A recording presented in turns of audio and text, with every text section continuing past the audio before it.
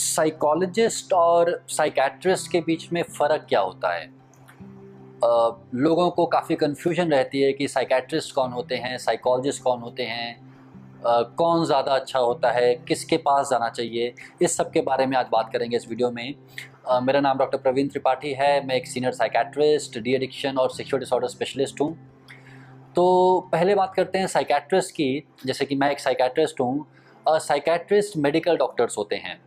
वो पहले एमबीबीएस करते हैं और एमबीबीएस करने के बाद उनका जो स्पेशलाइजेशन होता है वो मेंटल डिसऑर्डर्स में होता है, साइकेट्रिक डिसऑर्डर्स में होता है।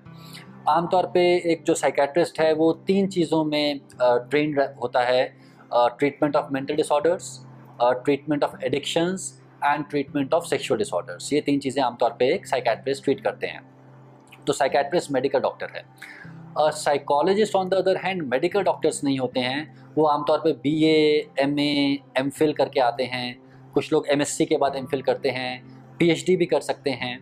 तो ये लोग मेडिकल डॉक्टर्स नहीं हैं, बट ये लोग डिफरेंट बैकग्राउंड से आते हैं। तो साइकेट्रिस्ट ज़्यादा अच्छा होता है या साइकोलॉजी ज़्यादा अच्छा होता है? देखिए, ये सवाल ठीक नहीं है। दोनों की अलग अलग स्पेशलाइजेशंस हैं, अलग अलग चीज़ों में वो ज़्यादा अच्छा इम्पैक्ट डाल सकते हैं।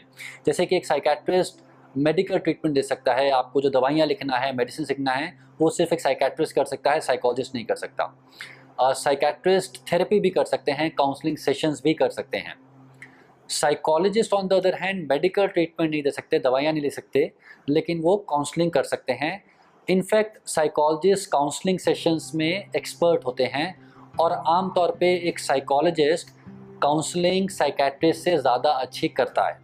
ये एक जनरलाइज्ड मैं बात बता रहा हूँ। ऐसे कई साइकेट्रिस्ट हैं जो कि बहुत अच्छी थेरेपी सेशंस करते हैं, but overall as a rule, क्योंकि साइकोलॉजिस्ट थेरेपी में ही ट्रेंड हैं, इसलिए थेरेपी में वो साइकेट्रिस्ट से बेटर रहते हैं usually. On the other hand psychiatrist medical treatment लिख सकते हैं, साइकोलॉजिस्ट को लीगली दवाई लिखना अलाउड नहीं होता है। तीसरी चीज़ आती है टेस्टिंग की, साइको डायग्नोस्टिक। कई बार कुछ टेस्ट किए जाते हैं, जैसे आईक्यू टेस्ट करना है, या फिर लर्निंग डिसऑर्डर्स के बारे में टेस्ट करना है, या फिर एडीएचडी टेस्ट करना है। ये जो टेस्टिंग्स होती हैं, अगेन इसमें साइकोलॉजिस्ट ट्रेंड होते हैं और टेस्टिंग आमतौर पे साइकोलॉजिस्ट ही कर सकते हैं, साइकेट्रिस्ट आमतौर पे टेस्टिंग नहीं करते हैं। तो आपको किसके पास जाना चाहिए? देखिए, बेस्ट तरीका ये है, एक टीम जिसमें साइकेट्रिस्ट भी हो और साइकोलॉजिस्ट भी हो, वो टीम आपको बेस्ट रिजल्ट देगी किसी भी इंडिविजुअल के अगेंस्ट। अकेला साइकेट्रिस्ट से ज़्यादा एक साइकेट्रिस्ट और साइकोलॉजिस्ट की टीम आपको बेटर ट्रीटमेंट दे पाएगी, और अकेले साइकोलॉजिस्ट से ज़्यादा एक साइकेट्रिस्ट और साइकोलॉजिस्ट की टीम आपको ज़्यादा ट्रीटमेंट दे पाएगी। दोनों की अपनी डिफरेंट स्किल्स हैं और दोनों स्किल्स को कंबाइन करना ही बेस्ट रिजल्ट लेके आता है। कुछ बीमारियाँ जैसे कि स्किज़ोफ्रेनिया हो गई, बाइपोलर डिसऑर्डर हो गया, ओसीडी हो गया, डिप्रेशन सीवियर हो गया, इन केसेस में बेहतर रहता है कि आप साइकेट्रिस्ट से ट्रीटमेंट स्टार्ट करें, क्योंकि मेडिकल ट्रीटमेंट के साथ जब हम शुरुआत करते हैं तो रिजल्ट्स बेटर आते हैं। और कुछ बीमारियाँ जैसे स्किज़ोफ्रेनिया, बाइपोलर डिसऑर्डर में मेडिकल ट्रीटमेंट मेन स्टे है ट्रीटमेंट का, वो करना ही करना है। ऑन द अदर हैंड कुछ ऐसी दिक्कतें, जैसे मान लीजिए रिलेशनशिप प्रॉब्लम हो रही है, या फिर हस्बैंड वाइफ में मैरिटल इश्यूज़ हो रहे हैं, या फिर किसी का कोई फैमिली मेम्बर का डेथ हो गया है, थोड़ा सा उसके बाद डिस्टर्ब फील कर रहे हैं, ऐसे केसेस में मेडिसिन की आमतौर पर ज़रूरत नहीं पड़ती है।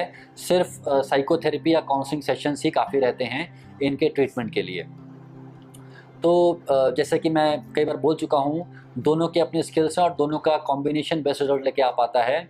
बट एक बात ध्यान रखिएगा, अगर आप किसी ऐसे साइकेट्रिस्ट से मिलते हैं जो कि बोलते हैं कि सब साइकोलॉजिस्ट बेकार हैं, इनको कुछ नहीं आता, ये एकदम यूज़लेस हैं, तो शायद आप गलत जगह चले गए हैं। जो प्रोफेशनल दूसरे प्रोफेशनल की इज़्ज़त नहीं कर सकता, वो आपका ट्रीटमेंट क्या करेगा?